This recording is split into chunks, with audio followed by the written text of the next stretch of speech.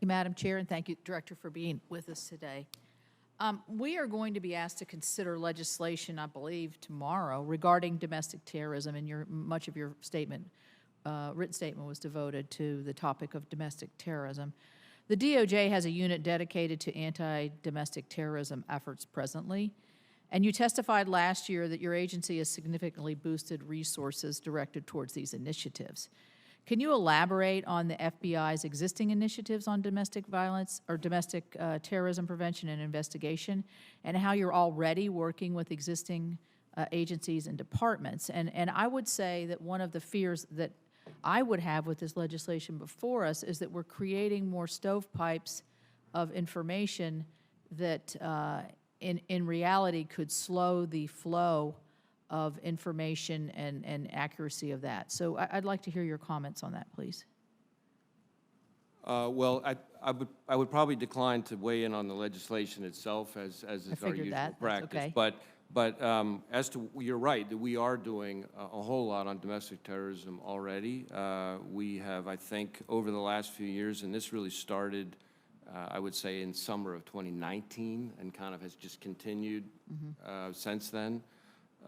We have, I think, more than doubled our domestic terrorism caseload. We have, I think we're now up to about 2,700 domestic terrorism investigations. They cover the waterfront of different types. We have also created a domestic terrorism hate crimes fusion cell to bring both of those kinds of expertise together. We've had some very significant plots disrupted using those efforts.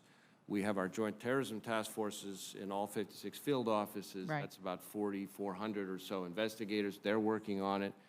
But I will also say, in our budget request before the subcommittee, we are asking for more resources for domestic terrorism. That's separate and apart from any legislative effort, just in our FY23. Where would you say those those extra dollars, which parts of your investigative domestic terrorism arm would you see need to be increased budgetarily, or is it just an overall? Well, I would say it's two things. It's investigators and tools, technical tools.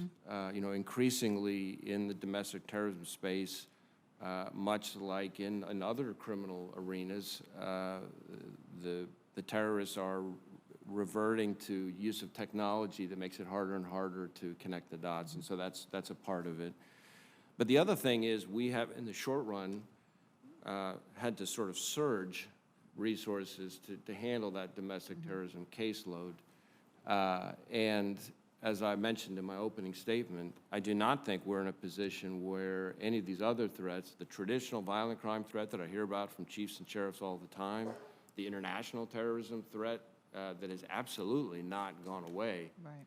That had slightly abated during COVID, the foreign terrorist threat, but especially in the wake of the withdrawal in Afghanistan, I think we, the FBI, are going to have a bigger and bigger role on the foreign terrorist threat. So partly our budget request is designed to make sure that the sort of duct tape approach that we've been using for the last 18 months to 2 years is not the way we have to continue going forward, so we can have a longer standing commitment to the domestic terrorism load. So a more robust and wider reach, and Right. then you're not taking from something else Correct. to put that into your. I'm curious to know, and I think the American public would like to know. I have no idea what the answer to this question is. I think I know. The tragedy in Texas. What role does the FBI play in this, or do you play a role in this? So we're in a support role.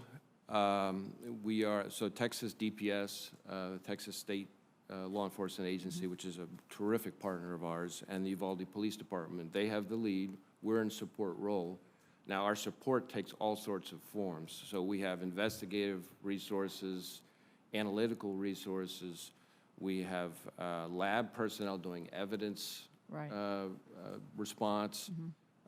We have other kinds of forensic response. We have victim services professionals, as I mentioned to the chair, who are helping the families and of the victims.